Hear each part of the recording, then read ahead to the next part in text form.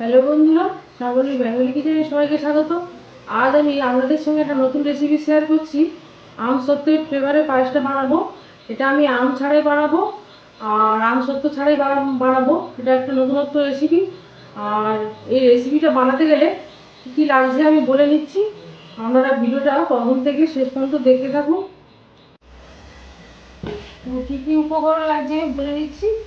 গোবিন্দভোগ চাল নিয়েছি 300 গ্রাম, এটা আমি জল দিয়ে ভালো করে পরিষ্কার করে নিয়েছি।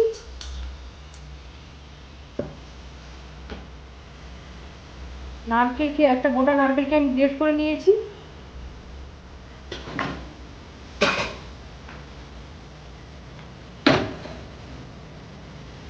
জাফরান নিয়েছি, এটাকে অনেকে কেশরও বলে থাকে। এটা দিয়ে আমি পায়েসটা বানাবো।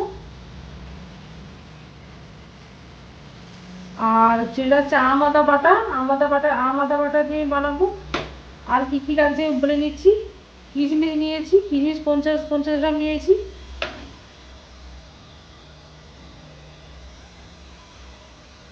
কাজু নিয়েছি 75 গ্রামের মতো কাজু নিয়েছি। লবণ নিয়েছি। আর গুঁড়ো দুধের প্যাকেট নিয়েছি।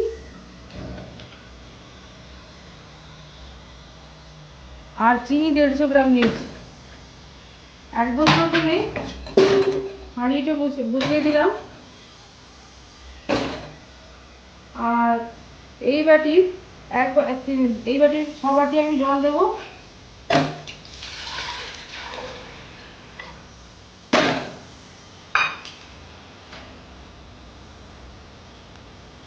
এরপর আমি এর জলের মধ্যে তেজপাতাটা দিয়ে দিলাম। দিয়ে রাখা গোবিন্দভোগ চালটা দিয়ে দিলাম।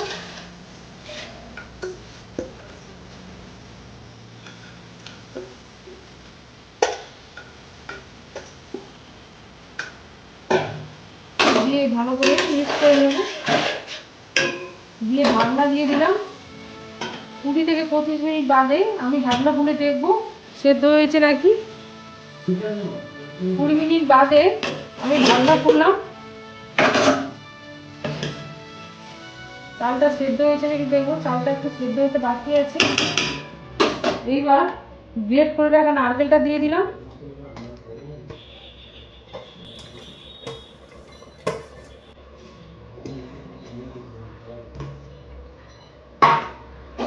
নারকেলটা একটু সেদ্ধ হবে।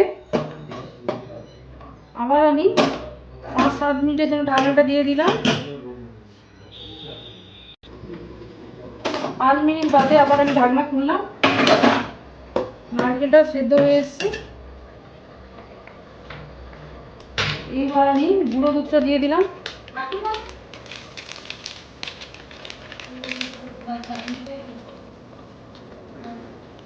গুঁড়ো দুধ দিয়ে আমি ভালো করে মিক্স করে নিলাম। এবার আমি চিনিটা অ্যাড করছি।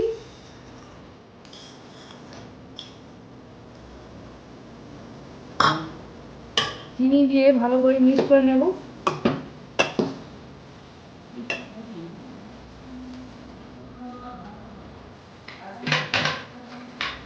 আর লবণটা অ্যাড করছি।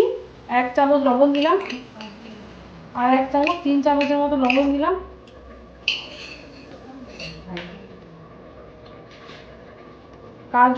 কাজুটাকে আপনারা ঘিয়ে ভেজে দিতে পারেন। আমি কাজুটাকে ঘিয়ে ভাজলাম না, দিয়ে দিলাম।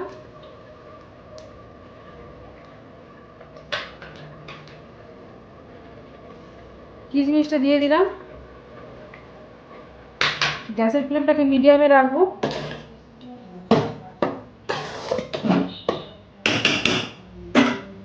দিয়ে এই চরকি দিয়ে একটু থেঁতো করে দেব।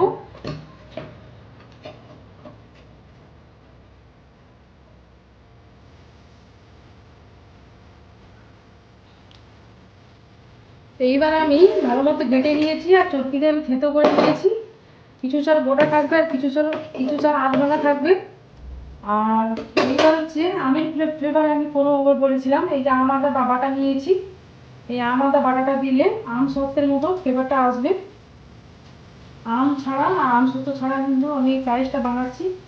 আপনারা এইভাবে বানাবেন, দেখবেন খুব ভালো লাগবে। এইবার আমি এই আদাটাকে ভালো করে মিক্স করে নিলাম। আরও 2 থেকে 3 মিনিট ওটাতে দেবো।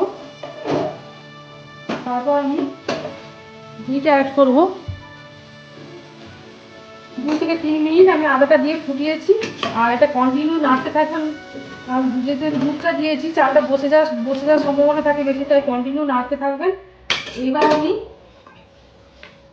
ঘিটা অ্যাড করছি। ঘির কথা আমি আগে বলিনি, এই বড় চামচের 2 চামচ ঘি অ্যাড করলাম। একদম কম উপকরণ দিয়ে আমি বানালাম, আর খুব কম সময় এইভাবে বানাতে পারবেন আপনারা। দিয়ে ভালো করে মিক্স করে নেব।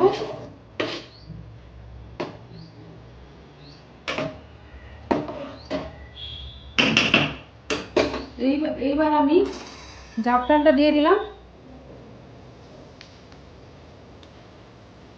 জাফরানটা দিলে সেন্টটা আরো ভালো আসবে। ঘির সঙ্গে জাফরান দিলে আরো সেন্টটা খুব ভালো আসবে।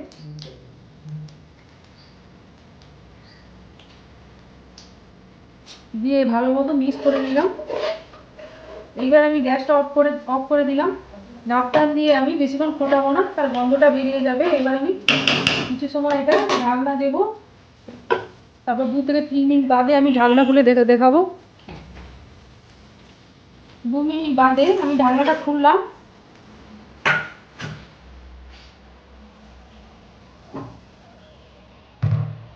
এরপর আমি সার্ভ করে নেব। সার্ভ করার পর দেখাচ্ছি।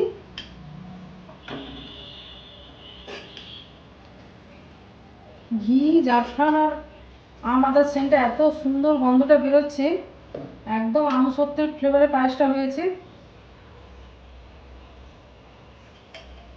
দেখুন বন্ধুরা, ভিডিওটা আপনারা এইভাবে বানাবেন, আপনাদের ভালো লাগবে। আর যদি ভিডিওটা ভালো লেগে থাকে তাহলে বেশি বেশি করে লাইক করুন, শেয়ার করুন, কমেন্ট করুন।